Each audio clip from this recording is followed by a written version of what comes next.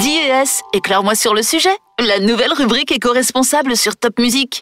Delphine Guedet, bonjour. Vous êtes chef de projet énergie verte à ES. Bonjour. Et aujourd'hui, vous allez nous parler du biogaz. Le biogaz, une énergie totalement renouvelable, 100% alsacienne. Alors, comment ça marche ? Oui, alors le biogaz, c'est une énergie d'avenir. Vous avez des déchets organiques, donc des déchets issus de l'agriculture, issus des collectivités, par exemple les déchets verts ou les déchets des cantines. Tous ces déchets sont collectés et introduits dans une grande cuve privée d'oxygène. Là, ils vont être mélangés et chauffés et se transformer en un gaz, le biogaz. C'est ce qu'on appelle la méthanisation. D'accord. Ensuite, ce biogaz va être épuré, il va pouvoir être injecté dans le réseau de gaz naturel existant. Et du coup, vous allez pouvoir l'utiliser comme pour le gaz, pour vos usages du quotidien, pour vous chauffer, pour produire de l'eau chaude ou également pour la cuisson.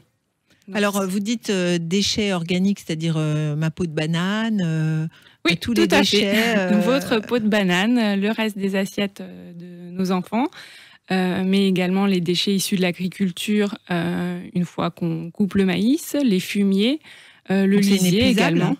Donc oui, tout à fait, ce sont la valorisation des déchets, une véritable énergie renouvelable dans le sens où des déchets, nous en produirons toujours ouais. Pour pouvoir produire du biogaz. Et alors, donc, il faut apporter ces déchets forcément là où ils vont être méthanisés, si j'ai bien compris. C'est les agriculteurs qui viennent vous livrer leurs déchets ? Comment ça marche ? En effet, les agriculteurs apportent leurs déchets sur le site de méthanisation. Donc c'est en ça que c'est vraiment local et vertueux dans le sens où les déchets sont collectés localement tout autour du site de méthanisation.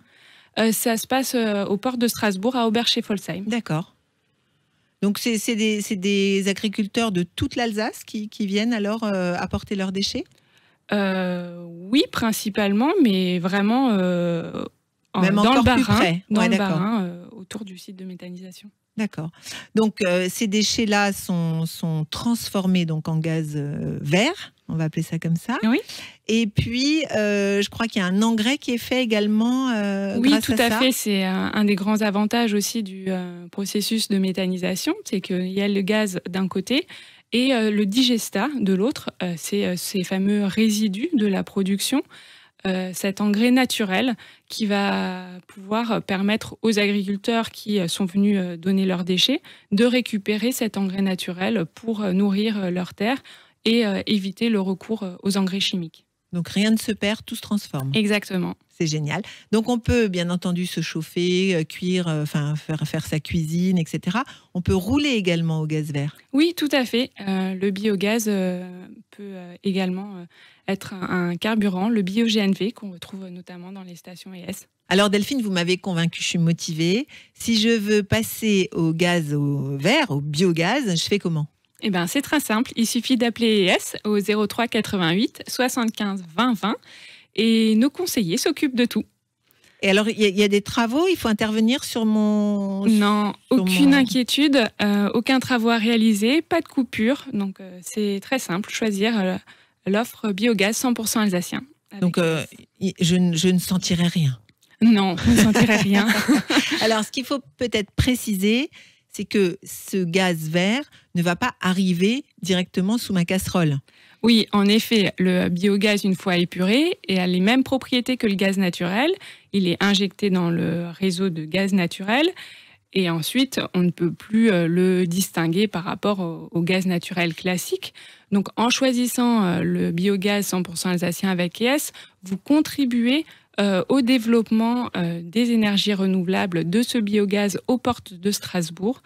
Et ES s'engage à ce que, en effet, ce biogaz soit produit en valorisant l'ensemble des déchets organiques récoltés localement. D'accord. Donc, on ne l'a pas dit, mais si je tombe à pelouse et que j'amène finalement toute cette belle herbe fraîche à la déchetterie, ça peut servir pour le biogaz. Oui, tout à fait. Ces déchets pourront arriver jusqu'au site de méthanisation et produire du biogaz. Donc, je trie mes déchets et je passe au biogaz. Voilà. Et là, je fais du bien à ma planète. Exactement. Magnifique. Merci beaucoup. Merci beaucoup.